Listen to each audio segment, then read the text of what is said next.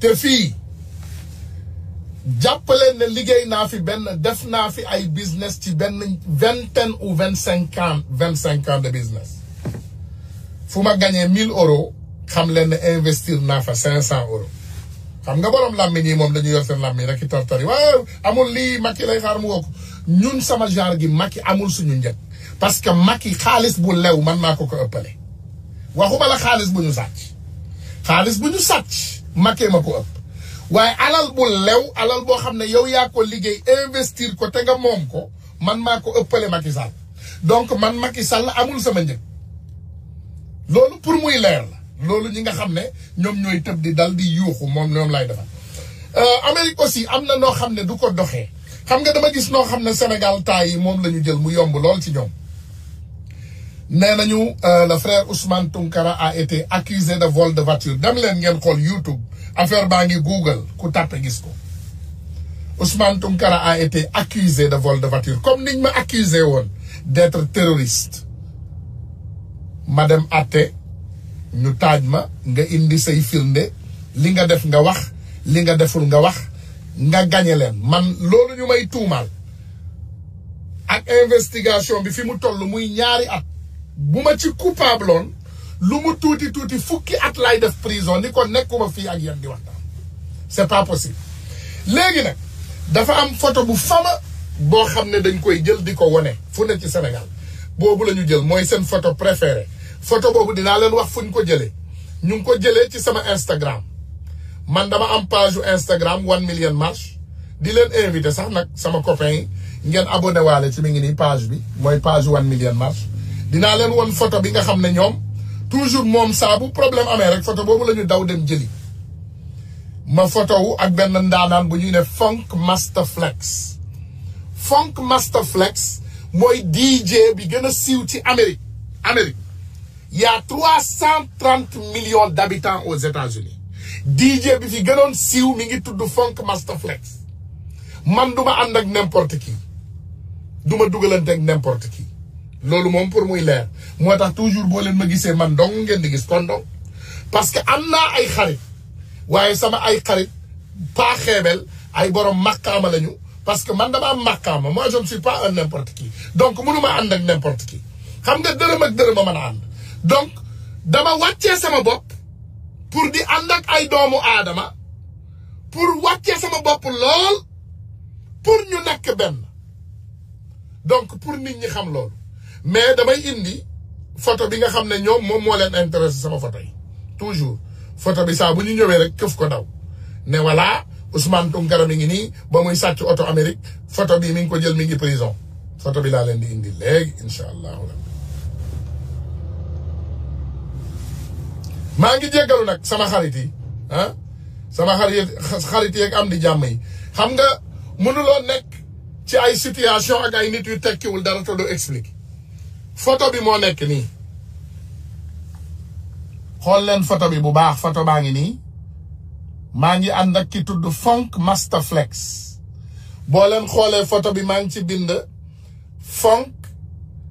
Fun Time maanaam ci américain mooy l'heure de maanaam ñu ngi doon noos maak Funk ok dañu ñëwoon ndeysaan ci benn béréb boo xam ne dañuy defar suñu ay oto di ko def mu luxe maanaam oto bi dinaa leen woon aussi vidéo oto baa ngi nii lii laa defar si woon fii sama Jeep laa indi woon pour ñu defal ma ci lii boo leen xoolee oto bi vidéo baa ngi moom laa indi pour ñu defal ma ci lii pour soxna Awa anniversaire am la woon ma bëgg koo gâté ma bëgg koo defal nii otoom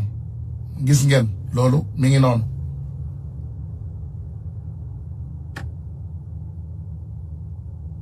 voilà oto bii laa fi indi woon léegi nag place bii nga xam ne moom laa ñëwoon dama bëgg a indil benn leeral sénégalais xam nga ñi lii nee nañu prison la fii nii boo leen xoolee place bii nee nañu prison la léegi bismillah gars yi warante xuuxaan tekkit bi da ngeen di xam ne ñii ñu àndal ñii dañoo perte dañoo duul ba seen duulukaay yi paan place baa ngi nii regardez ici vous avez vu cet endroit c'est là que j'ai pris cette photo fii laa jëlee photo bi boo leen xoolee baabu waaye baa ngi nii xool leen mi ngi nii ñu bind Weda Tech Auto gis ngeen fii laa taxaw maak Funk Master Flex fii la ñu photo woo xoolal poto bi boo leen xoolee poto baa ngi nii ma wéeru poto bii poto bu verte bi moom laa wéeru nii boo leen xoolee Funk Master Flex mi ngi nii wéeru ci poto bu verte bi fii laa photo woo xool leen fii gis ngeen prison bi ñuy wax gis ngeen duulkat yu mag a mag yi fii la ñuy wooyee prison photo bii la ñu jël cette fameuse photo xool leen ba taxaw ci wetu poto bi mi ngi nii ngeen koy gis fii laa photo woo c'est ici garage baa ngi nii garage bi on ne fait que du luxe boo leen ñëwee dinaa leen dugal ci biir ngeen xool garage bi li fi xew ak ni muy doxee garage bi boo ñëwee da ngay yëkkati say oto ils te font des roues jolies ils te font hey how are you man everything okay gis nga boo xoolee oto yi gis nga ils font du luxe boo xoolee oto bi gis nga lii dindi nañ ko ba mu jeex ci biir vous avez vu regardez cette voiture lii la ñuy def tu as vu gis nga lii la ñuy def fii voilà xool leen lii la ñuy def fii dama leen di introduire borom ngeen xool respect yi ñu am fii hello my friend I'm introducing you to my friends say hello voilà Is that back home or not? yes back home Back home. everybody's saying hello I hope it's beautiful, Okay. beautiful that, and I hope everybody's safe over there. this is the boss Number one. and this is my other guy right here Concept. and you see this is Concept they have everything you need for your car Concept has it 2022. gis nga fii laa ñëw dulkat yi lii mooy prison bi gis ngeen ko yéen a ko gisal seen bopp ñun fii dañu jox cër ñun ci suñu dëkk yi bu ñu ñëwee dañu jox cër gis nga dama leen di génnewaat ci biti encore une fois ngeen gis après ñu dem continuer waxtaan bi xam nga ñoom li ma jaaxal sax ñoom nee nañu ay investigateurs lañ mais ils sont nuls parce que ndeysaan boo nekkee investigateur am na loo xam ne sax au moins sa xam-xam mën na la koo may ah dem jëli benn photo rek Instagram dugal ne waa ji mi ngi nii il était en prison xool leen photo baa ngi nii voilà waa ji fii la taxawoon di photo adduna yëpp a ngi nii di gis le monde voit mi ngi nii fii laa photo woo lii niroo naa prison lii ban prison wu fan la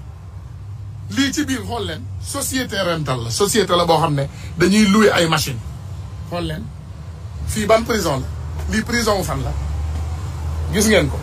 ma dellu ci oto baal leen ma tuuti ma dox jéggi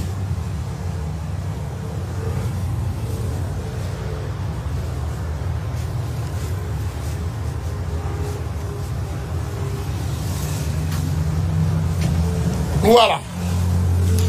léegi nag gars yi je pense que am na lu tuuti loo xam ne am nañ ko léegi ci Sénégal et que nit ñi am na loo xam ne dinañ ko mën a xam léegi ci combat bi te damay wax d'abord ak suñu frère taskatu xibaar yi ñi tuddee seen bopp taskatu xibaar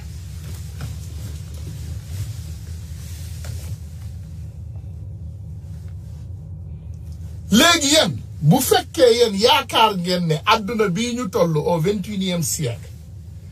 sénégalais yi est-ce que yaakaar ngeen ne léegi ñun xam nañu ne yéen seen lammiñ ngeen woddoo te seen leen ko seen lammiñ ku woddoo lammiñ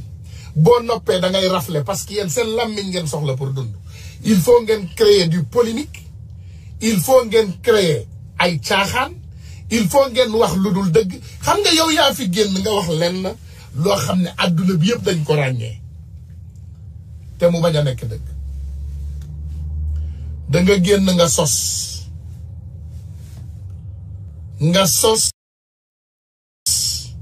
benn doomu aadama nga ne diw jabaram dafa dem ba ko nga indi sax leeral nga ne ki nga xam ne moom mooy seede bi kooku Maam Jaara Faam la tudd Maam Jaara Faam nekk ca Touba indi ay leeral loolu tamit dinaa ko teg ñu dégg ko parce que Maam Jaara Faam génn na def na ay leeral ñun ñëpp képp kuy sénégalais génn nga def ay leeral Maam Jaara Faam répond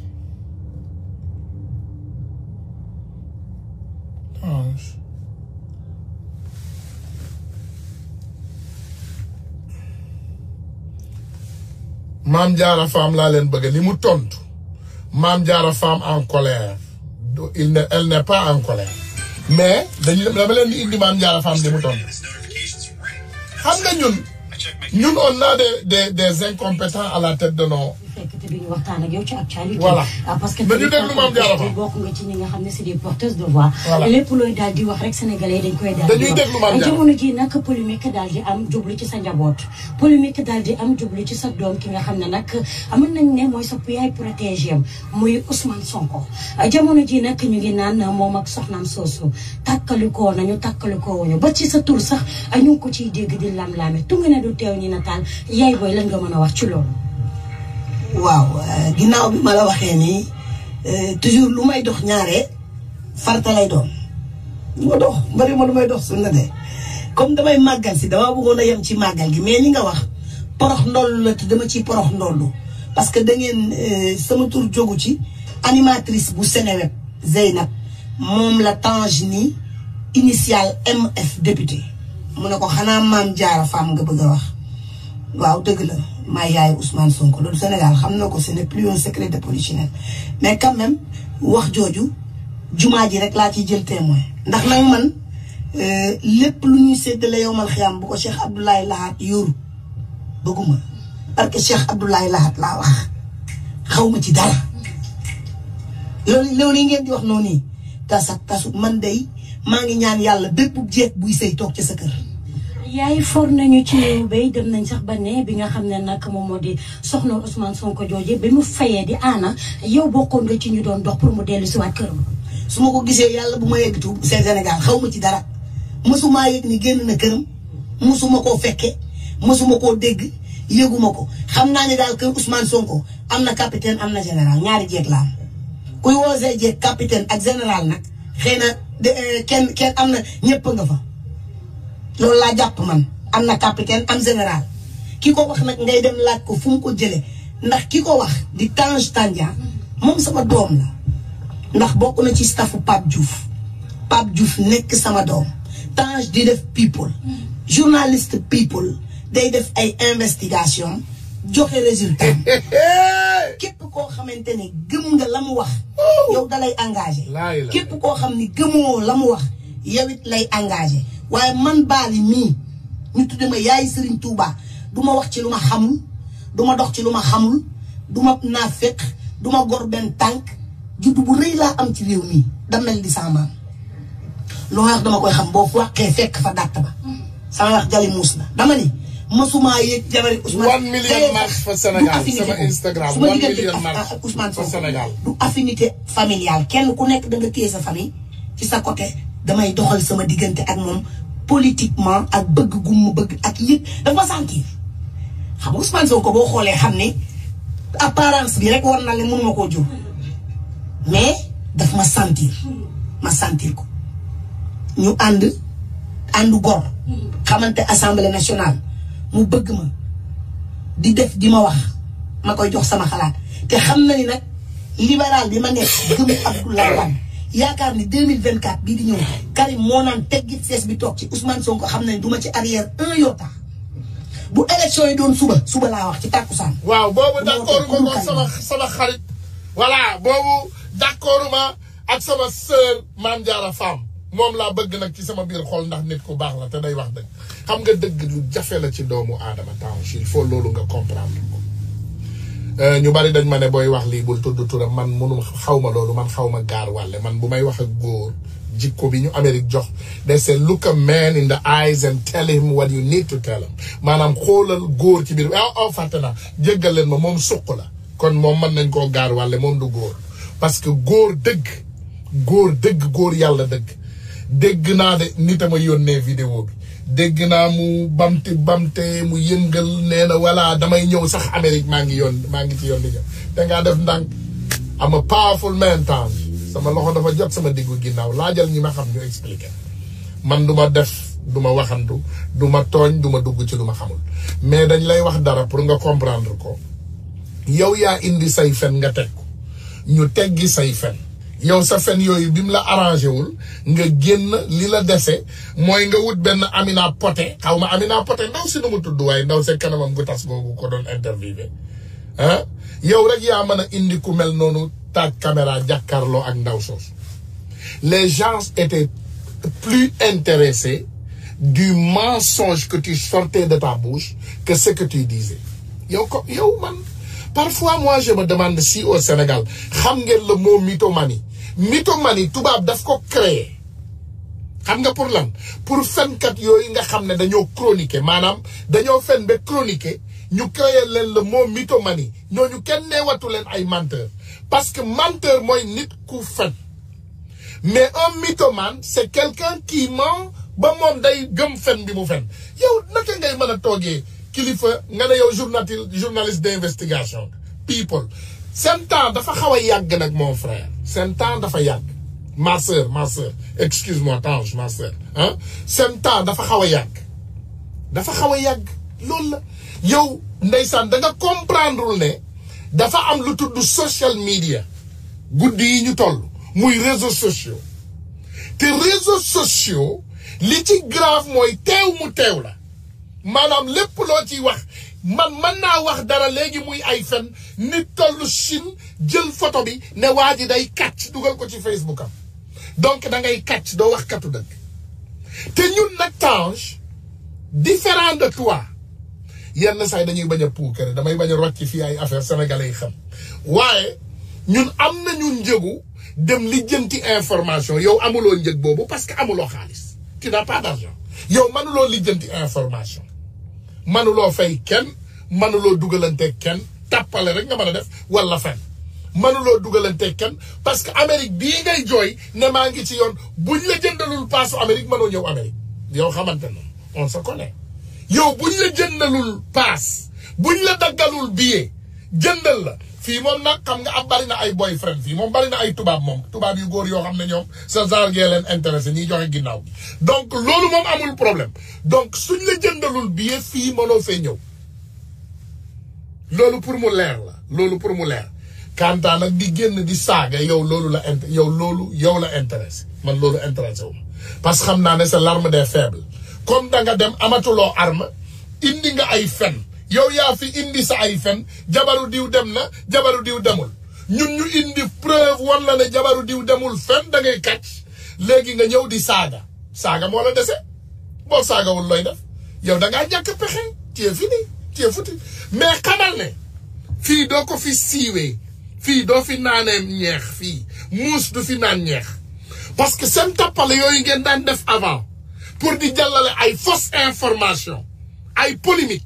ndeysaan tey dama jékki-jékki rek dégg benn sœur journaliste bu ndaw xam naa ndeysaan animatrice mu ne monsieur Tounkara dama la bëgg a interviewer parce que polémique bi dafa bëri Tange ma ne ko wallaay Tange de polémique yéen rek lay polémique Tange de actualité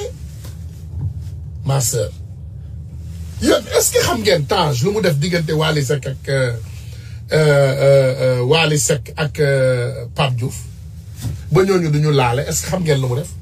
enregistré kii pare dem jox kale enregistré kale ñëw toog est-ce que xam ngeen loolu lu mu tekki maanaam day toog ak ay doomu aadama enregistré déglu li ngay wax yëpp jël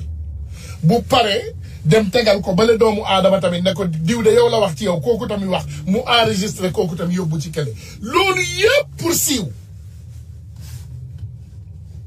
il faut doomu aadama yi ngeen comprendre ne loolu amatu fi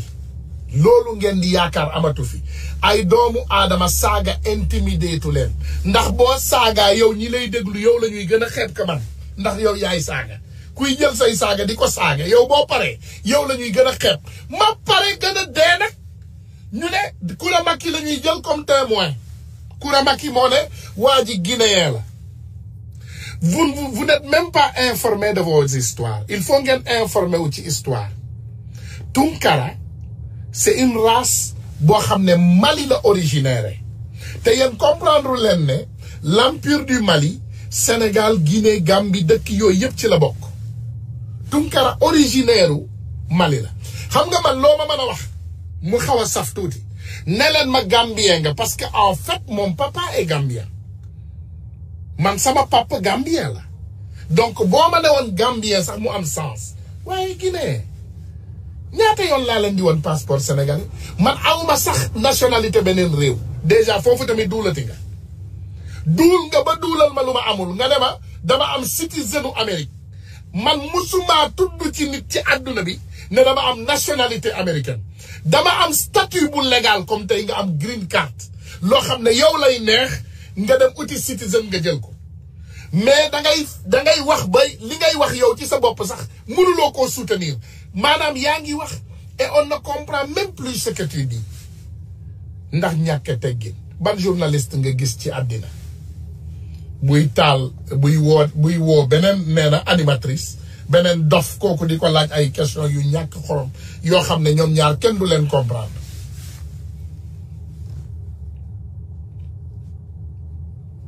non duñ ko def loolu Tange duñ ko def dara bu ñëwee Amérique il n'a pas d'importance Tange intimidé wul kenn Tange yàqalul kenn dara Tange tojul fen loolu muy mbele Sénégal la koy defee loolu du ko def fii loolu mu leen di def noonu nangam taan loolu foofu la koy defee bu ñëwee fii day mel ni xaru yaraan day mel ni xar bu ñu tàpp ne tekk dugg ci biir dëkk bi te am na ci droit loolu ku ne am nga ci droit nag loolu kenn mënalu ko dara mais kanta boo taalee télé wala nga taal lu mel ni Seneweb moom jar nañoo xeeb ngay taal télé di bàyyi doomu aadama muy ñëw foofu di saaga sur une télévision publique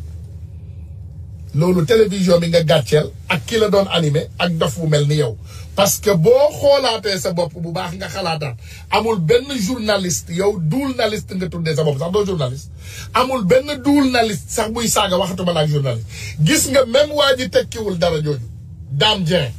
mi tekkiwul dara du saaga même Dame Dieng te tekkiwul dara doo ko dégg mu saaga donc duñ la may buzz ngay wër duñ la ko may dinañ la tontu nag boo fenee dinañu indi sa fen yi carte sur table ñu teg ko adduna bi yépp confirmé na da ngay dul léegi nag sa fen yooyu moo la déranger yow leeralal sa fen yi leneen loo bëgg a indi polémique la leneen loo bëgg a indil sénégalais yi polémique la c'est du polémique te li grave indiw la lu bees loolu ngay wax noonu ba depuis 2015 Dame Dieng bind na ko demal nga xool leeral va regarder leeral Ousmane Tounkara au USA a volé des voitures demal nga xool leeral bind nañ ko depuis 2015 ñu ngi koy bind depuis 2015 ñu ngi koy bind xam nga luy allège xam nga tey boo demee ci internet nga tàppe ndeysaan Ousmane Sonko mu sell mi xam nga looy gis ñu bind ci turam Ousmane Sonko viol nangam mi ngi partout sur l'internet et il n'a violé personne je n'ai volé personne amul kenn koo xam ne mën ngaa teg sa loxo ci kaamil ne Ousmane Tounkara mii de lii la sàcc wala la def wala la allège nag loolu am na fu ne ci àdduna bi waaye xamal ne je me suis lavé à grande eau xam nga luy grande eau xoolal yére yi ma sol sax dafa weex je me suis lavé à grande eau moi je suis respecté là où je suis loolu mooy sama différence ak yow man su may dox ci samay tali dëkk bugguma la sax wax wala jar na may wax déedéet jarul mais su may dox ci sama ay tali ñaari loxo ku ma nuyu ñaari loxo la may jox du ma jox benn loxo du ma dox di sëgg ci mbeddu Amérique bu ma dox di sëgg bu may dox damay yëkkati sama bopp à haut parce que xam naa ne li leen dal yàlla bu ma dal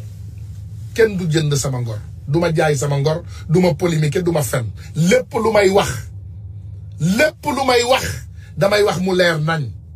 te dama koy wax pour àdduna yëpp dégg ko te bu ma ci pare naa ci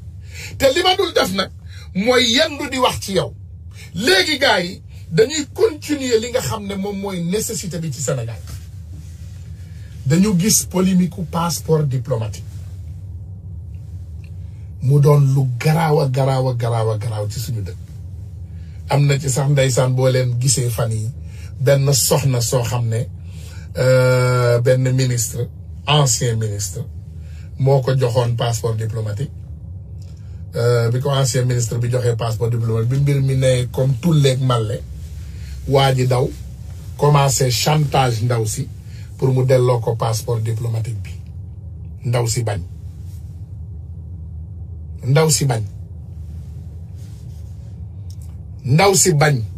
ndaw si bi mu bañee mu jaral ko sax pour mu génn bëgg a def koppar pour waa ji ndaw si delloowaat passeport. beneen affaire laa bëgg a sànniwaat sa waay parce que j'ai entendu dans ses propos dinaa leen wax ce qui est bizarre et ce qui est extrêmement bizarre benn sénégalais yónnee wu ma wax yi personne ne m'a envoyé parce que xam naa ne ndeysaan sénégalais yi tamit jàppewuñu ko ku way dañ ko jàppee ku wayadi benn jeune moo ma ko yónnee démb ci guddi mu ne ma grand sama xol day metti ma ne ko lu metti sa xol dama dégg Tange di la saaga ma ne ko non jéggal ko c'est l'arme des faibles Tange nelawul pour une semaine bi ñu génnee duula mi teg ko sur la table ba léegi nelawul et j'en ai des preuves man du ma def comme moom li ma yónnee comme audio mi ngi fi waaye du ma ko teg parce que amul intérêt sénégalais amuñ ci intérêt waaye nee na waa ji dafa ñëw muy saaga Youssou Ndour maanaam man bi ma taalee internet man li ma daan def mooy saaga Youssou Ndour c'est du mensonge je pense que da nga dégluwul bu baax li ñuy wax waaye boo ko déglu woon di nga ci am tuuti compréhension Tange Youssou Ndour sama géwél la man maa ko may oto loolu du deñ man maa ko may oto mu jox ko ay de champagne Tange tu es petit tu ne comprends rien ta tête est petite waaye bu ma paree ci loolu ma dellu siwaat encore beneen cas bi nga ne dama xool bi ma paree ci bi ma jéemee siiw ci Youssou Ndour après ma dem fële je ne sais pas am na daal ñetti affaire yoo lim bi ma jéemee siiw foofu après ma ñëw ci Ousmane Sonko et je te rappelle encore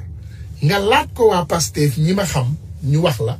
man bi may ñëw di jàppale di pousse affaire Ousmane Sonko c'était en 2019 il n'était pas si connu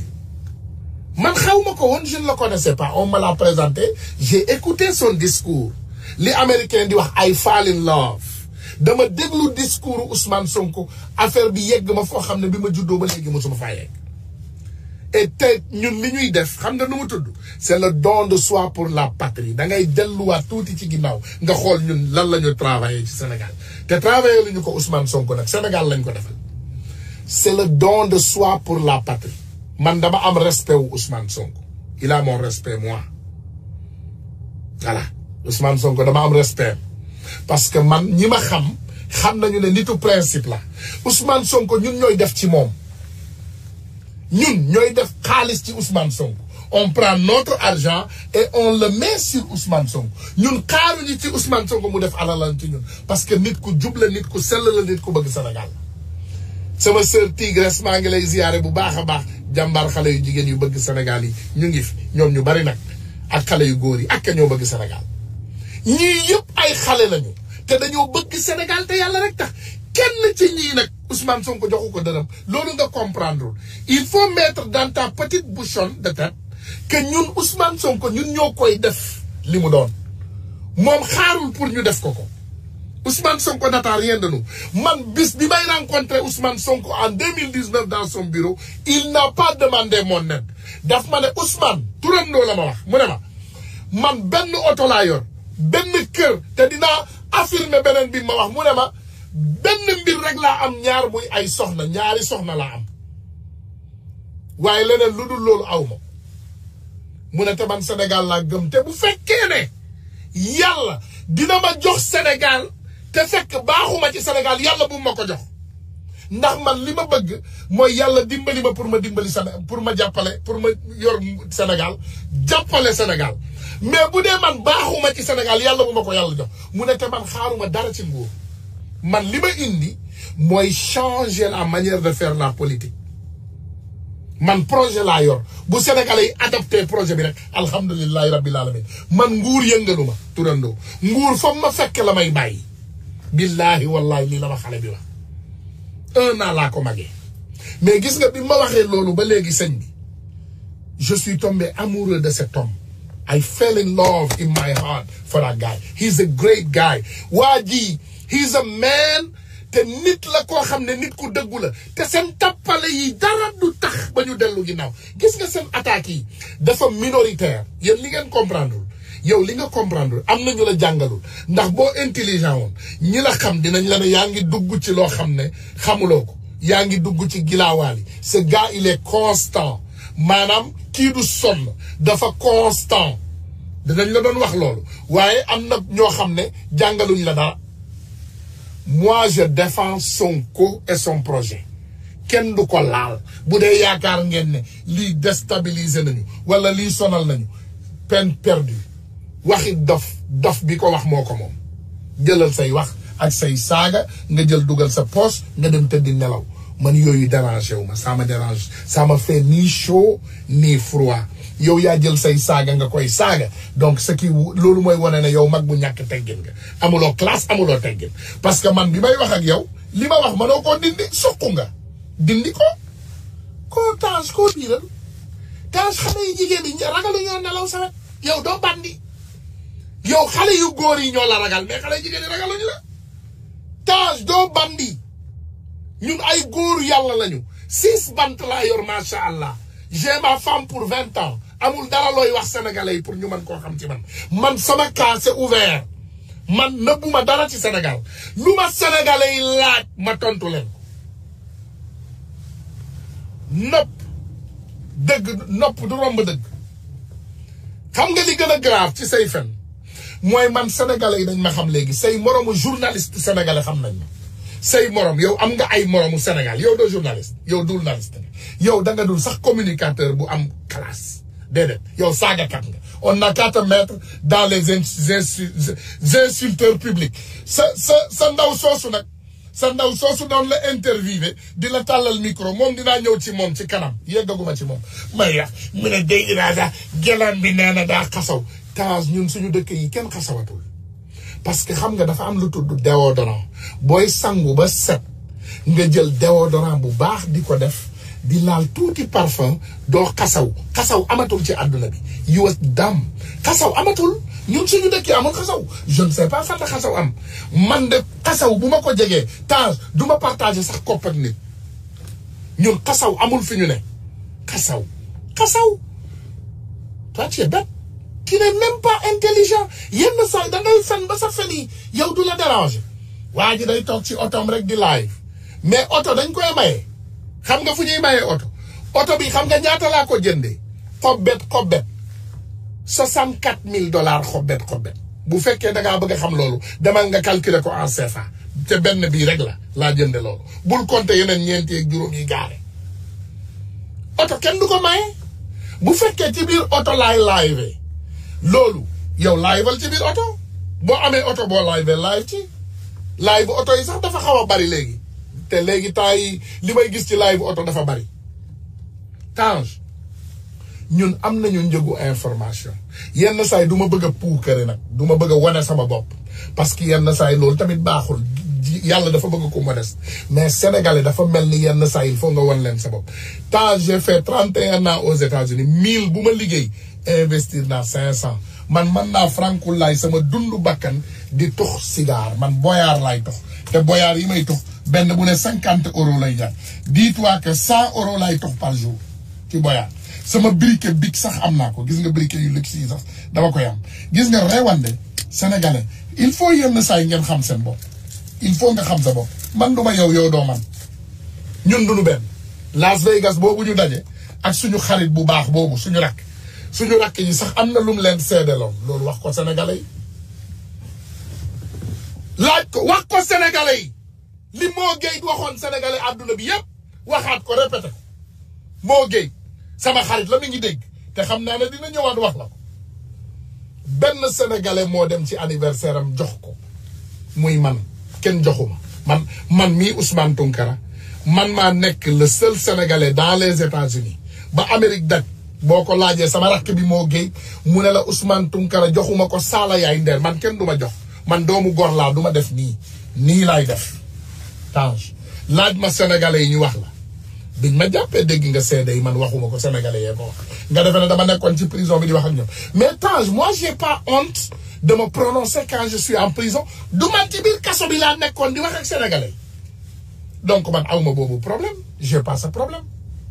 booy am looy wax sénégalais indil ñu ay détails indil ñu loo xam ne vraiment du polémique loo xam ne vraiment dëgg la waaye yow nga toog rek bu ma rusuloon nga yor yow amuloo ngóora yow est-ce que dagguloo sa affaire yi sax changé ko affaire féminin yow amuloo ngóora on te connaît nous on te connaît tu n'es pas un homme yow pantalon yu seere ngay sol di sol string booy dox nit ñi dañuy gis sa taat yi di marqué yow ñemewu la wax nit man keroog bi ma ñëwee Vegas dama ñaan yàlla jéggalu yàlla bi ma la joxee loxo seetlu ma est-ce que du ci douche bi laa dugg je me suis lavé les mains au moins une 7 fois dama dem raxasu ji yow boo dee sax duñ la jullee yow ci armère bu différent lañ lay sol yow amuloo pour loo mën a wax nit Tange dans un monde normal yow doo xaste baabun la way golo la dafa demoon kaso waaw jàpp nañ ko sàcckatu oto la sàcckatu Range Rover ak BMW tu ne connais rien Amérique man mën naa fee nekk di wax lu ma neex Macky Sall jéem lu ne mënu ci dara Marème Faye Sall jéem lu ne ñu daj seen saagakat yi indi seen xeexkat yi indi lépp dara mënuñu ko ci man yow nga yaakaar ne un PDP quelque chose sur moi tu n'as rien compris tu n'as rien compris mon frère tu n'as rien compris désolé tu n'as rien compris mais tu vas comprendre di nga comprendre après parce que je pense que c'est de la mythomanie te feebar la yow feebar nga yow mii ci sa bopp tu es malade et tu ne sais pas que tu es malade yow da nga feebar te xamuloo ne da nga feebar da nga feebar te xamuloo ne tu es malade xam nga nit loolu day dal nit da ngay feebar xoolal xale yu jigéen yi lay wooyee 2 plus man baa ngi nii ne yëkkati naa sama loxo wallahi góoru yàlla amul kenn ku ma mën a wooye musuñu ma koo gaar wàllee non c'est extraordinaire musuñu maa gaar wàlle musuma dox ci dëkk bi ba ñu gaar wàlle ma ne waa ji lii la wala lële la bugguma la woon nag sax répondre et gars yi je vais aller directement sur Moustapha Niasse sama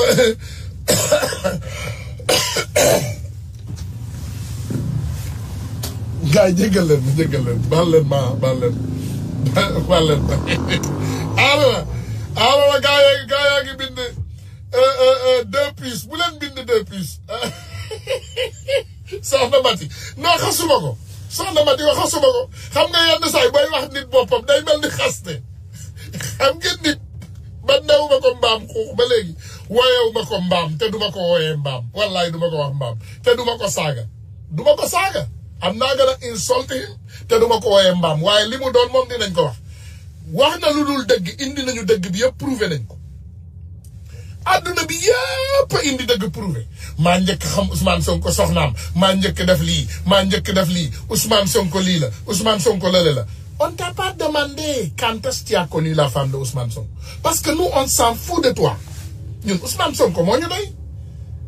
doyoo kenn lijjantiwul say affaire wallahi al azim boo dee woon ci tali bi marché Sandaga fi ñu lay suul ci wetu armée yi lay doon est-ce que dinañ la sax jullee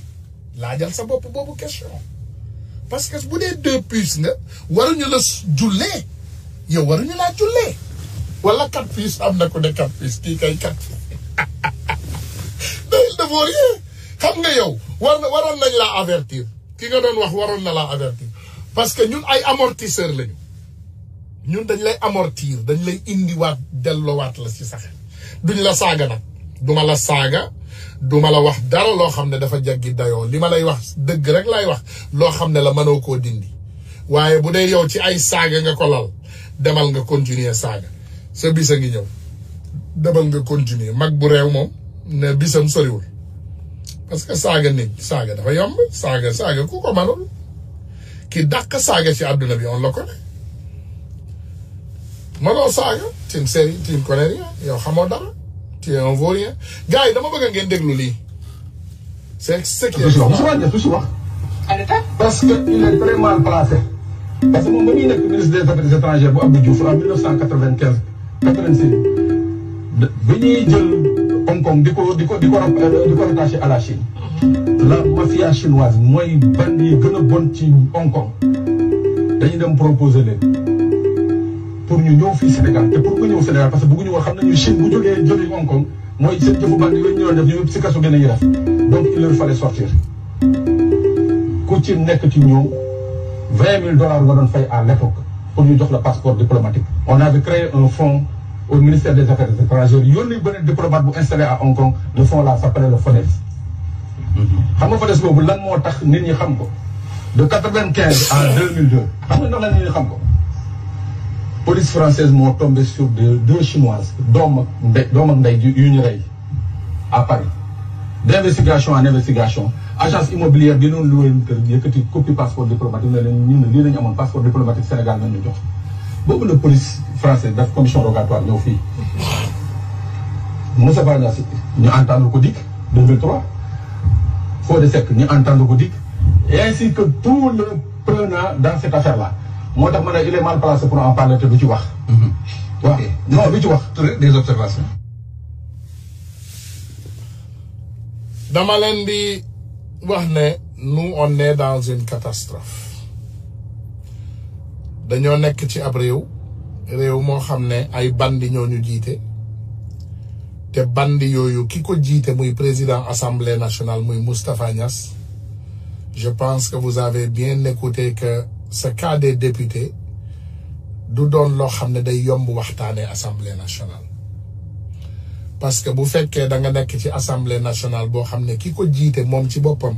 c'est le plus grand trafiquant de passeport diplomatique déglu leen de Moustapha Niasse ñoom seen temps trafiquer passeport diplomatique yemul woon ci trafiquer passeport diplomatique mais dañu daan trafiquer passeport diplomatique di ko jox mafia chinoise lan moo indi li nga xam ne moom mooy problème bi mooy dañu jàpp un des mafias mort maanaam dañu jàpp benn couple dañu gis benn couple chinois bu dee France ñu fekk ci ñoom passeport diplomatique bu sénégalaise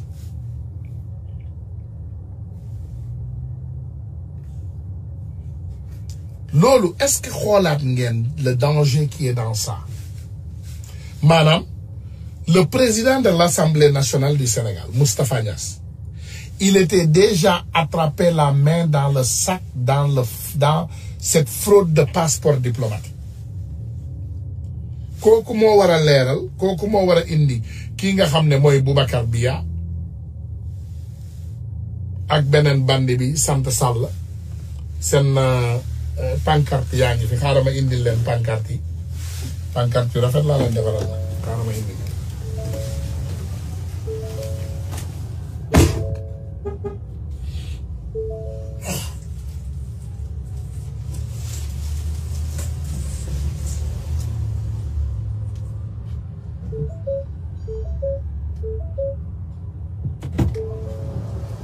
lii la ñu am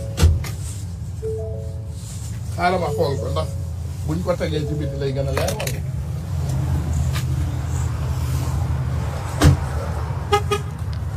waaw xaaral ma xool ndax dina leer ah peut-être mu gën a leer n'est-ce pas ñaari bandi yii gis ngeen leen El Hadj Mamadou Sall ak Boubacar Biya ñaari bandi yi ñooy catastrophe yi kii moom defe naa xam nañ ko bugga 32 milliards a ngi bugga 32 milliards de faux billets nee na bu waa ji ne prip bu Sonko ne prip mu génnee vidéo vous savez que moi j'ai des problèmes peut-être j'ai des problèmes de compréhension man dana am ay problème de compréhension parce que man li ma mënul comprendre mooy ci ban réew lañu nekk ah xam nga man j'ai un problème de compréhension parce que je ne peux pas comprendre am na lu ma mënul comprendre ba léegi xëy na yéen ngeen comprendre loolu man ngeen ma expliquer dans un monde normal lii noo leen ko tuddee dans un monde normal kii nu mu tudd dans un monde normal le gars là on l'appelle quoi ah voilà wuy yàqu na c'est un parfait nom mën nañ ko tuddee wuy yàqu na dans un monde normal sama ñaari kéemaan yi naka ngeen leen tuddee dans un monde normal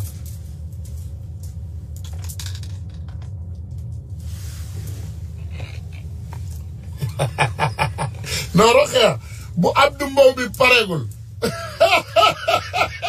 non Rokhaya amal respect ci Abdou Mbow waay amal respect ci moom ëf neel ëf rek ëf bul ci yokk am naa à la une nag bu ma nee tëll rek bu gars yi bu leen xaw a yàggam di nag léegi déglu leen AM TT AM est ami avec TT ils sont des amis de ay xarit lañu rek te kii dafa bëgg a ëf te kii dafa bëgg a xam nga ay xarit lañ de def leen ndànk nag voilà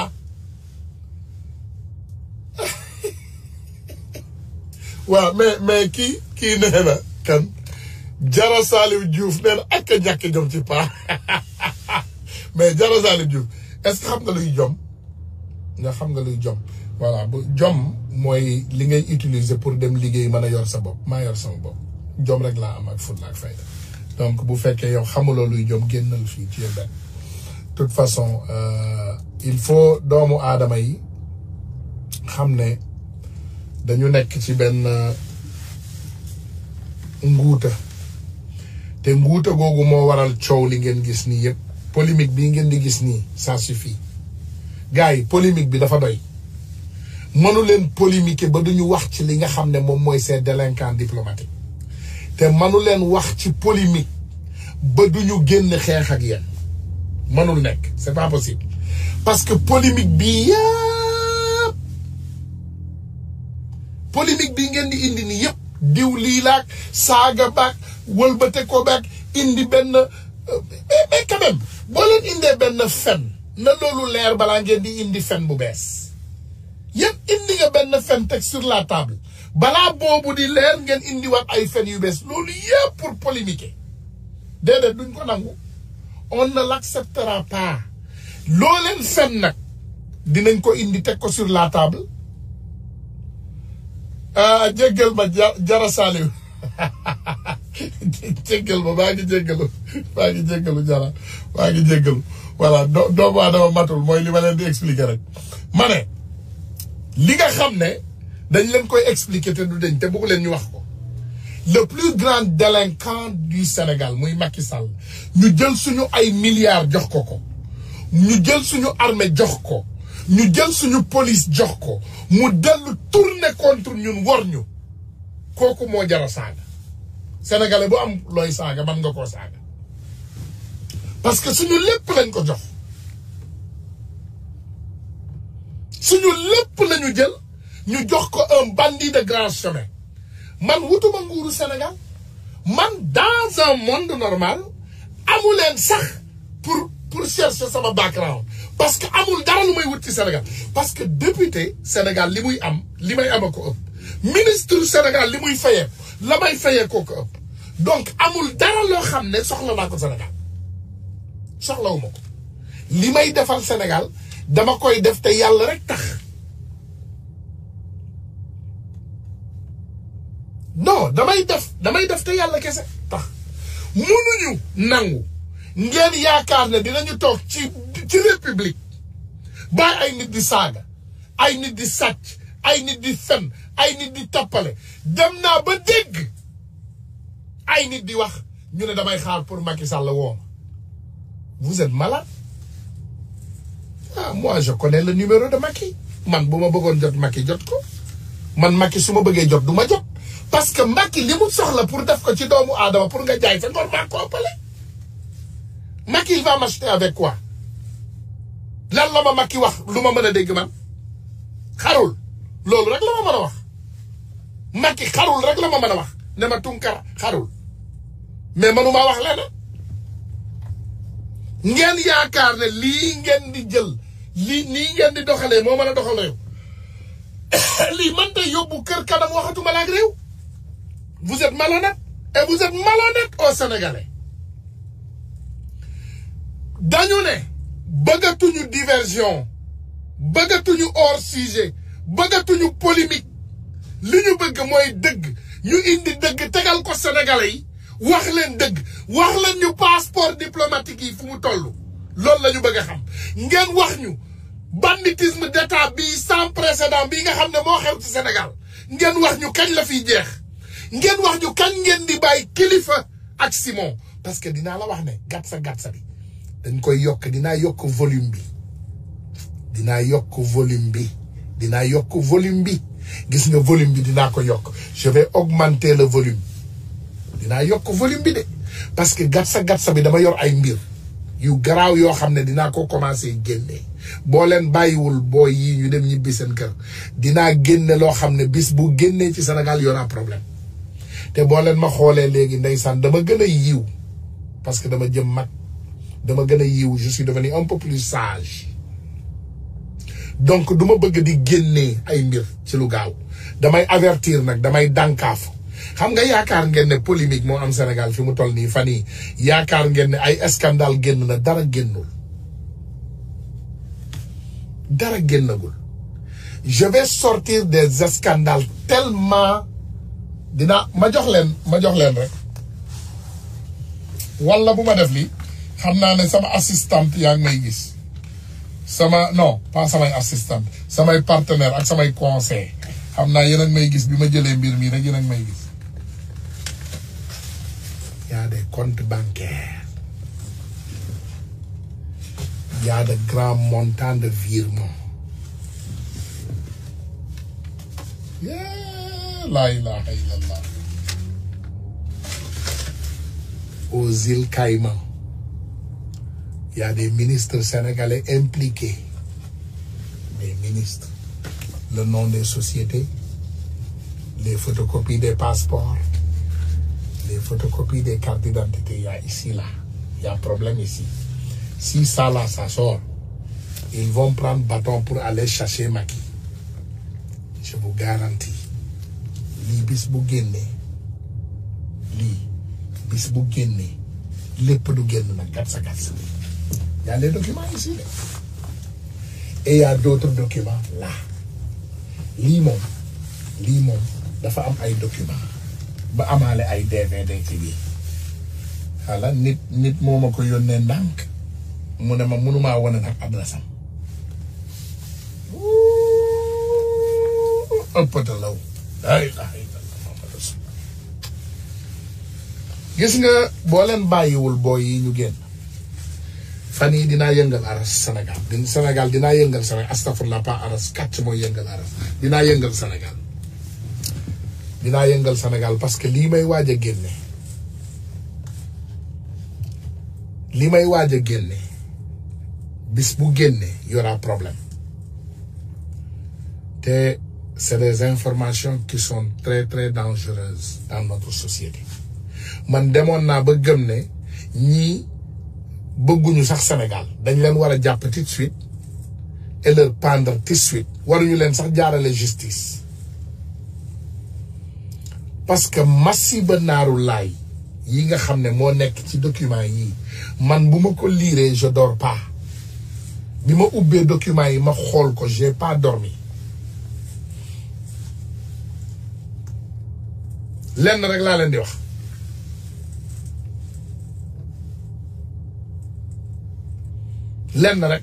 leen di wax arrêtez leen police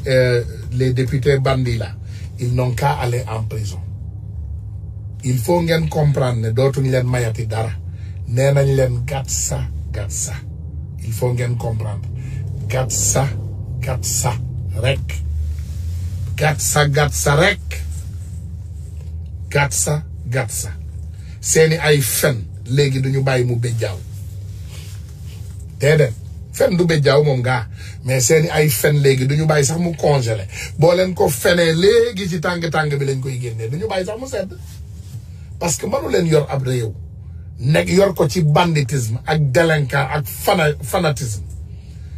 ngeen yaakaar ne sénégalais yi dañuy noppi passeport diplomatique yi le plus grand mafia du passeport diplomatique c'est le président Macky Sall yi mu signé ak ñi mu signeel ak ñi mu jox passeport on a des noms maintenant on a des noms des personnes léegi am nañu ay tur nit yoo xam ne teg nañ ci suñu loxo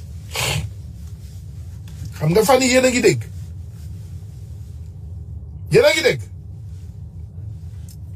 Pape Alé Niang di yëngal na de nee na benn ministre ak benn xale bu jigéen gaa yaa ngi génnee nag ay photo yaa ngi ne tulleeg man leen parce que léegi bizarrement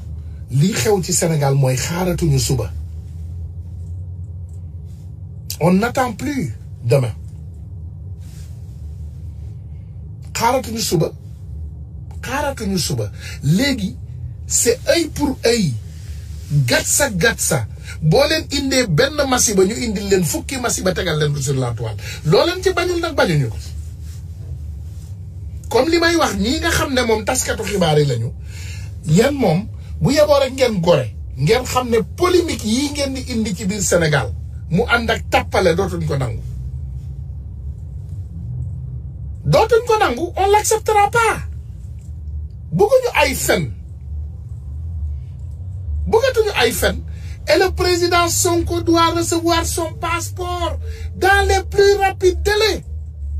passeport Ousmane Sonko di ngeen ko joxe ci nii wala ci nale wala ñu dem jëli ko ci yéen ça dépend de vous mais ça va vous créer beaucoup de problèmes di ngeen am problème yu mag di ngeen indil seen problème yu mag parce que li ngeen tàmbali xamu leen ko li ngeen tàmbali vous n'en connaissez rien du tout xamu leen dara ci li ngeen tàmbali vous êtes des bandits des voleurs de grand chemin des délinquants de grand chemin tey laa déglu sama xarit bi Ousmane Dramé macha allah tey laa ko déglu mu indi benn leeral fii ci kii ndeysaan dama déglu sama copain mu indi benn leeral bu set ci kii nga xam ne moom mooy le bandit l'ancien délinquant du Sénégal mi nga xam ne nee na bàyyi na fi mu ne bàyyi na kii ndeysaan sama benn xarit moom may yónnee vidéo yi bàyyi leen ma kii dafa am vidéo bu ma soxla dafa am benn vidéo bu ma soxla pour ma tegal leen. mbokk internet ci dalee nag jàmm Idrissa Seck njiital réew mi nekk itam président bu conseil économique social et environnemental daal dinay nag annoncé li nga xam ne mooy démission ci gouvernement bu Sénégal waaye nag du ca yem nee na sax li nga xam ne mooy carrière am ci wàllum politique lay daal di nag jaare fa bàyyi moom Idrissa Seck mi nga xamante ni nag daanaka bu yàggul dara la ñëw rallier mouvance présidentielle bi daal di ñëw ak bannière parti bi daanaka sax bëri woon na ay frustration au sein de l'opposition ndax moom mi bokkoon na ci dialogue politique ba dialogue national bi bu doon wax nañu mën a def ba daal di koy sax tabb mu nekk chef de l'opposition bu Sénégal moom Idrissa Seck ndax nag ci élection présidentielle yu atum 2019 yi moo daal di nag jëloon deuxième ñëw ci ginnaaw président Macky Sall ak parti bi di réew mi moom Idrissa Seck daal di nag mel ni ko war bu ñu sukkandikoo ci analyste politique yi daal di waxoon ci yooyu li jamono ba tax sax mu dem ne nag la mu bëgg nag daanaka ca APR la ko mën a daal di amee muy suqali Sénégal moom Idrissa Seck daal di annoncé retrait wam ci wàllum politique waaye nag fin de carrière am ci politique ba ci sax démission ci gouvernement bu Sénégal rawatina ca biir conseil économique social et environnemental nekk banqaas bi nga xam ne moom lay alhamdulillahi rabbil alamin hamdan kasiran tayyiban mubarakan fi alhamdulillah ndok ndax moom ndok waay sàcc bu dem sàcc dem na waay Muhammad sallallahu alayhi wa sallam ba muy am 63 ans di nag juróom benn fukki at ak ñett ci la daal di ko wàccee ab liggéey ci la sukkandiku yàgg na di ko wax ci ay principe am la bokk ne moom mi buy am 63 ans dafay daal di bàyyi wàllum politique te itam jéem a dem def leen mbaa mu concentré wu ci leneen moom Idrissa Seck suñu milliards yi mu sàcc la ko indi yomb na mbir mi dafa yomb indi démissionnel waaye indi suñu milliards yi nga sàcc dafa bari mu judd nag mooy def ne nag 9 août 2022 gi nga xamante ni moom la ñu daal di nag dëgmal ci la nar a am 63 ans net te loolee nag ca la daal di nag démissionné am daal di nag bàyyi li nga xam ne moom mooy wàllum nag politique moom Idrissa Seck njiital réew mi lu ñu mel nag nga waxee boo xam ñu si la fi naroon def ci Sénégal yaa ngi nga àndal moom mooy journaliste Walf Quotidien fa la ko njëkk daal dina ko waxee nee na nag mi ngi jox ñëpp rendez-vous incha allah 9 août 2022 ci la nar a daal di bàyyi nag politique ndax nee na moom philosophie bi nga xamante ni kii di nag Houphouët-Boigny moom la daal di amoon nag moom la am mooy ne rek daal di am retraite boo xam ne da nga koy am ci wàllum politique nee na képp koo xam ne da nga nekk ab chef d'état ci Afrique ak fu mu mënti doon rawatina ñi nga xam ñoom la ñuy daal dàkkantele ne ñoom ils sont nés après les indépendances ku ci mel ni président Macky Sall ak i moroomam nag war nañu mën a def loolu seen nag aar moom mooy ne rek politique pouvoir kenn du ko ñedd moom nag nee na du ñedd pouvoir. lii de am na ndeysaan benn vidéo buñ ma fi joxoon Senghor de waxoon na ko. ma joxe suma démission. kenn du ko ñedd. def naa suma tànn. ñu ne ma naan ndox. 1946 waxoon naa leen ne suma itte. xaaral ma naan café. mooy dog mbuumu njaam gi. dog nañu mbuumu njaam gi te am nañu sunu indépendance. moo tax ñu amee sunu indépendance. voilà donc ma ñëw indi leen ci sama copain góor gi Ousmane Dramé. góor gi Ousmane Dramé dafa yàgg wax ci Idrissa Seck kenn déglu ko ma déglu loo leen li mu wax déglu leen. asalaamaaleykum wa rahmatullah. dama doon sax dootuma ci wax. waaye bu waxee dëgg nit ñi bëgguñu laa nangul dëgg googa dem ba jàkkaarloog dëgg gu wér pénn dangaa war a tey boo waxatee mbooloo mooma wax naa leen ci Idrissa Seck durant ces 5 ans ma xam ko mu bokk dëkk Thiès ma jiitu ko Amérique lool mu fekk ma fi ma xam ko te billaahi wallahi duma yàq nit waaye bu ma gisee tàkk-tàkk di jëm ci gone bu ma ko woon te fay danaa yuuxu ba gone yépp topp. Idrissa Seck xamul ni ñuy liggéey. Idi mësta liggéey. Idi jàng sax mësu koo def. Idi n'est pas régulier. nit la koo xam ne plusieurs personnalité la yor. mënta liggéey lii ñu ko dénk barki démb bul defee ne ràbbagun na ca lu tolloog puso bi fi nekkee meeru Thiès waa Thiès daawuñ ko teg bët dana demoom at doo duggaat ci dëkk bi Idi bi fi nekkee premier ministre gis ngeen ko tukki sur tukki jotal na ko sa Abdoulaye Wade Idi nit la ko dafa war a am xaalis te du ñaq dafa rusé mais yeewuwul ndax naxaate baaxul Idi déggatu leen ko Touba de amatu fa soxla Touba te bu dëkk 24 hours ma nga fa kii janax la ma xam ko avertir ba tey yéen ngi dund conséquences yi lii ma fi Macky Sall xam na ne li ma wax dëgg la Idi c'est un trompeur de sang Idi nit la ko xam nitu marché moo santé loolu lay dund à part bac doonu am na diplôme bii Idi xamul soo ñuy liggéey il n'est pas régulier ci dara boo koy xool dara yaa ngi ni kii daal dof ba mu yàgg mu ni kenn daal kii maanaam du nit ko mën a orienté fenn Idi xamut liggéey Idi xamut jàng Idi boo ko tëjoon ci am néeg ñetti fan mu dof ku dañ kumpale te bëgg a dem pus bi ko Macky Sall di jox leen daal lu Mimi Touré moo ko fa tane defe na ko muus la nag ndax ku ko siqal wor la wala mu nax la nga yaakaar ne mooma fekk li muy wax sax moom ci boppam ay fen lay doon mu xam ko waaye dem ba gëm ko. mythomane. Idi amulul njariñ Sénégal ma xam ko bu yàgg dama ne laajee ko ñu doon jàngandool ndax daan nañoo école bis bu ne mukk fii bu nekkoon ci Princeton xam naa li ko fi indi xam naa ni fi doon jàng xam naa ñi ko doon jàngal xam naa ni ko dugal fi mu doon defee stage dara mooy ci moom. Macky Sall dugal na réew mi ci galaawaari goo xam ne Idrissa Seck mooy ay Idi Touba sax bàyyi na ko tànk bi tegutu ko Touba. Idi hôtel Saint-James ñoom James Baker bi nekk Paris moo gën a lépp lu mën a am te hôtel boobu 500 € par guddi danga ko fay ba mu nekkee premier ministre ba nëgëni am na fa ab suite suñu xaalis lañ ko nar a fayee. Macky Sall bàyyi leen combine yi te jubli ci réew ñu bokk ko defar dama ne Idi mënta yor këram Idi mairie Thiès daana ko abandonné 1 an du fa jaar loolu ko gën a boole Talla Sylla Idi ñi mu responsable géwél li muy àndal sax géwél li muy àndal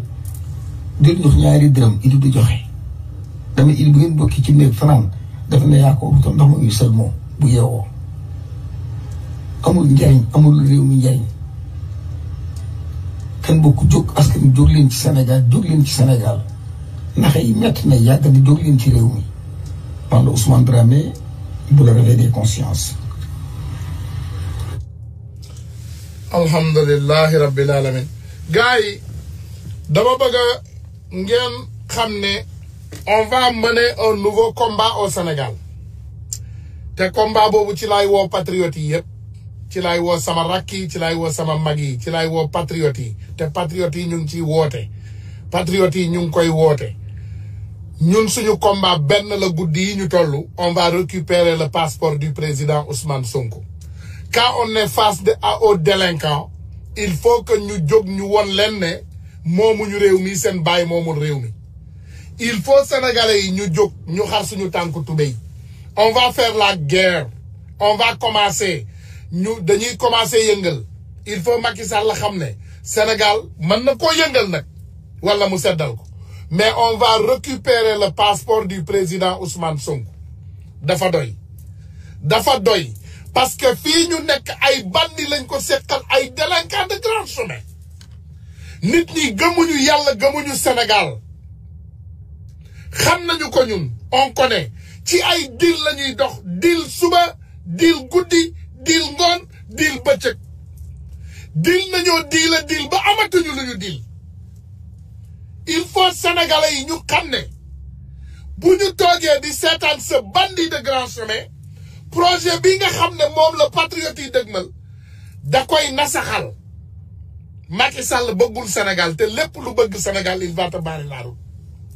trop c'est trop ma ne dafa jot ñu laaj le passeport de président Ousmane Sonko fépp fuñ ko war a bind fépp fuñ ko war a xeex fépp fuñ ko war a laaj fépp fu ñu war a taxaw nañ fa taxaw enough is enough dafa doy banditisme bii ngay gis yëpp polémique yi ngay gis yëpp bëgg a yeexal mbir mi la rek te ginnaaw dee lii jot na il faut ñu wuti passeport président Ousmane Sonko il faut ñu jëli passeport président Ousmane Sonko loolu mooy le seul combat patriotique aujourd'hui parce que bu ñu toogee bàyyi Macky ak ñi mu àndal ak ñi ko wër le président Ousmane Sonko du jot passeport am il faut ñu jóg ces bandits de grand chemin boo waxee rek ñu génn wax loolu rek la ñu dese boo waxee boo leen xoolee Bougazelli fan yi bi ñu génnee yëngal ginnaawam gi ba mu yëngatu xam nga lu mu def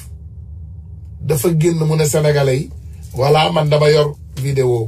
vidéo Ousmane Sonko Bouga loolu mooy excuse am Bougazelli daa la wax de le fabricant de faux billets quand on l'a attrapé la main dans le sac il est sorti pour polémiquer ce que nous prenons très sérieux muy affaire u président Ousmane Sonko mu ne non moom dafa yor vidéo bu Ousmane Sonko ne prip mu génne ko. Il faut sénégalais yi ñu xam ne ces personnes qui sont face à nous dañoo doyadi ay nit lañu yu doyadi ay nit yu matadi nañu lijjanti passeport au président Ousmane Sonko c'est un acte patriotique nañu ko lijjanti jël passeport am tegaat ko ci loxoom parce que band yi ñu ko sekkal bu ñu toogee di leen xaar duñu mës a delloo waaj yi passeport am te ñun dañu soxla passeport am pour mu mën a voyager ci diaspora bi band yi ñu ko sekkal duñu ay nit ñii ñu ko sekkal c'est pas des personnes ñii duñu ay nit ay mala sax ñoo leen gën. xam nga tey bu ñu toogee bay wax ci assemblée nationale nee nañu leen assemblée nationale doo leen fa mës a dégg procès député ndax li tax mooy lii kii mooy président assemblée nationale déglu leen. mooy benn nga ne pourquoi Moustapha Niasse du si wax Moustapha Niasse du si wax. parce que il est très mal placé.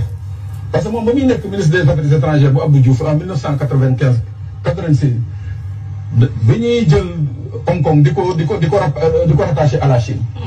la mafia chinoise mooy band yi gën a bon ci Hong Kong dañuy dem proposer leen pour ñu ñëw fii Sénégal te pour nga ñëw Sénégal parce que bëgguñu wax xam nañu Chine bu jógee jëlee Hong Kong mooy seen jëfu band yooyu ñu doon def ñu yëpp si kaso bi nañuy def donc il leur fallait sortir ku ci nekk ci ñoom $20,000 nga doon fay à l'époque pour ñu jox la passeport diplomatique. On avait créé un fonds au ministère des Affaires étrangères yónni beneen diplomate bu installé à Hong Kong le fonds là s'appelait le FODES. xam nga FODES boobu lan moo tax nit ñi xam ko de 95 à 2002 xam nga ndax lan nit ñi xam ko police française moo tombé sur deux chinoises doom ak ndey yu ñu rey à Paris d'investigation en investigation agence immobilière bi noonu luwee kër yëkkati copie passeport diplomatique ne leen ñun lii la ñu amoon passeport diplomatique Sénégal nañu jox boobu la police française daf commission rogatoire ñëw fii Moustapha Niasse ñu entendre ko DIC 2003 DIC Fodé Seck ñu entendre ko DIC ainsi que tout le prenant dans cette affaire là moo tax ma ne il est mal placé pour en parler te du ci wax. waaw non du ci wax. des observations. dégg ngeen lii Moustapha Niasse moo nekk seen président assemblée nationale tey moom moo nekkoon ci diilu passeport en 95 yéen a ko déggal seen bopp en l'année 95 la Moustapha Niasse commencé ay diilu passeport kooku du wax ci diilu passeport paa bu mel ni mbott bii ngeen gis ci suñu assemblée nationale bi boo xoolee mbott bët yi doo xam crocodile la wala mbott la wala nooxoor la wala lu mu doon paa boobu mooy bandi bi nga xam ne moom mooy chef de gang bi moom mooy chef de bandit des mafias du Sénégal. gis nga Moustapha Niasse teenu pétrole Sénégal yi sax daf ci am gis nga li ñuy accuser Alioune Sall nii Moustapha Niasse moo ko njëkk def ci histoire du Sénégal moo njëkk ay milliards am yëpp ci pétrole la leen jëlee tappale pétrole Sénégal bii ngeen di dégg nii Moustapha Niasse mi ngi koy def depuis temps Senghor déglu leen ma de gis nga tappale pétrole bii ngeen di gis nii Sénégal tappale pétrole bi Moustapha Niasse mi ngi koy def depuis temps Senghor Moustapha Niasse ce que Alioune Sall a fait aujourd'hui il l'a fait au volume un peu plus petit nag voilà moom yeggul ci ay 7 wala 8 puits comme ni ko Alioune Sall defee mais Moustapha Niasse dafa jël ay teenu pétrole Sénégal def ci turam déggoo leen ma de ay teenu pétrole Sénégal Moustapha Niasse daf ko am def ci turam y a les scandales là qui l'attendent là-bas Moustapha Niasse c'est le délinquant le plus grand du Sénégal gis nga yenn saay da ngay topp délinquant yu ndaw yi rek délinquant paa boobu boo leen xoolee paa kooba boobu bu toogee ci biir assemblée nationale nii rek lay def au suivant teng li ñuy wax sax du ko dégg he is not even listening to what they have to say moom mi ngi chronomètre rek bu montre bi vibré ci loxo bi rek xam na ne 5 minutes yi mat na au suivant teng c'est un vrai connard ce vieux là un vrai délinquant un vieux bandit bandit de grand chemin mooy Moustapha Niasse nee naa leen teenu pétrole u Sénégal yi laaj leen ñi xam histoire du Sénégal laaj leen ñi xam histoire du Sénégal ñu wax leen ko Moustapha Niasse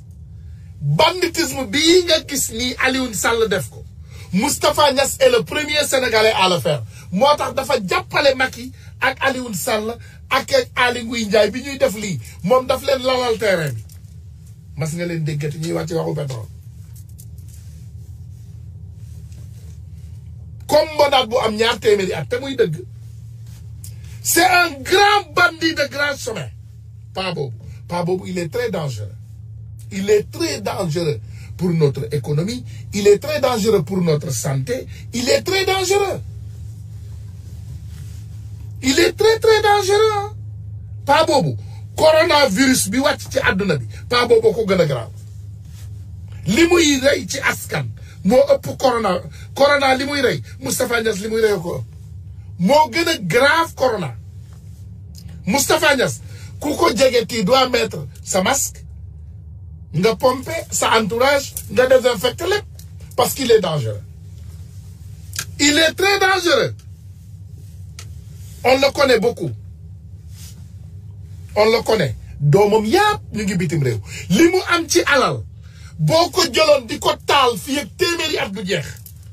déggoo ma de Moustapha Niasse li mu am ci alal boo ko jëloon jóor ko sotti ci essence di taal fii ak téeméeri at du jeex te doyalul ba léegi mi ngi ci caisse noire assemblée nationale doyalul ba léegi du doyal mbott la xaw ma monaat xaw ma lu mu doon je ne sais pas il est quoi mais il est dangereux c'est un vieux très très dangereux dans cette assemblée nationale gars yi nag bëggoon nañu waxtaan bi ëpp fii waaye toujours comme niñ koy waxee heure bi moo ñuy tënk dañuy def rek incha allahu rabbi bu subaa ma ñëw ma gën a mën a concentré wu ci sujet bi nga xam ne moom mooy sujet passeport yi ak yeneen scandale yoo xam ne dinañ leen ko indil parce que ñii ñu ko seqal duñu ay nit bu ma ne suba est-ce que du ma jël repos suba ñu def ko dimanche ah defe naa damay jël repos suba ñu def ko dimanche moom mooy gën a porté incha allahu rabbi mais dañu war a def face à ces bandits de grand chemin parce qu'ils sont dangereux pour notre économie ils sont dangereux pour notre société des very dangerous for our society suñu waxkat yi tamit nañu comprendre ne adduna bi dafa tollootul foo xam ne nit dina génn di wax ay waxu kasa-kasaw ñu la ciy bàyyi loolu amatul il faut savoir que nous on est constant on n'est pas intimidé saaga kaste waxu dof ñëw leen on vous attend boo leen ñëwee am nañu seen médicament boo leen ñëwee ñu am nañu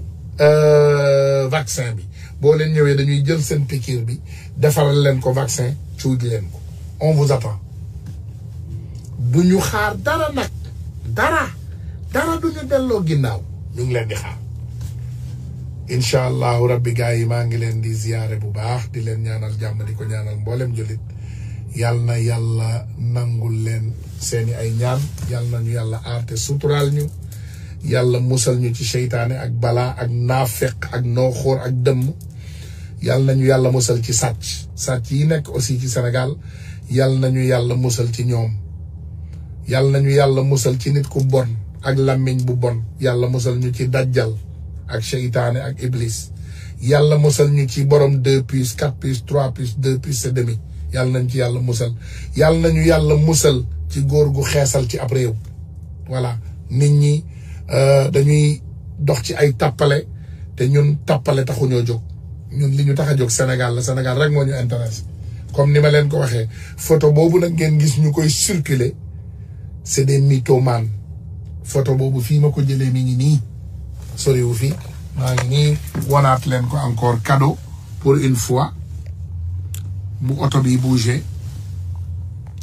voilà photo bi fii laa ko jëlee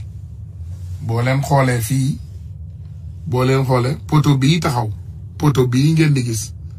voilà gis ngeen poto bii fii laa jëlee photo bi ñu tuddee ko prison fii laa jëlee photo bi gis ngeen ko boo leen tàppee adresse bi rek da ngeen di tàppe concept 2000 concept 2000 sur Google après ngeen Google area bi yëpp entourage bi xam nga léegi avec la technologie la nouvelle technologie mën ngaa tàppe am adresse boo ta amee adresse Google Map Google Photoshop bi dalay won sax place bi donc comme ñun ay nit lañ ko seqal ñun nañuy continuer di wax ak nit ñi rek génn leen nag ngeen saaga foofu rek ngeen dese parce que bëggatu leen wax dëgg xam nga boo ñëwee ba amatoo argument amatoo loo teg mënatoo wax nit ñi dëgg léegi li la dese mooy lan da ngay saaga da ngay toog diw def na lii diw def na lële diw def na lële diw def na lële yaayu diw maamu diw tantu diw doomu diw yooyu ngeen di def mais yooyu ça nous intimide pas parce que ñun bi ñuy ñëw pour xeexal Sénégal xamoon nañu ne dina am ay conséquences te lenn laa nawee sama turandoo ndeysaan moom lépp da koy dégg te lépp da koy dégg du saaga kenn du wax lu ñaaw moom loo ko wax rek ndeysaan mu bàyyee la ko du la faale sax du la tontu mais ñun moom duñ leen may dara gassa rek ñëw leen ak sa 2 pieds et demi ñàkk jom voilà wa salaamu aleykum wa rahmatullahi wa barakaatu.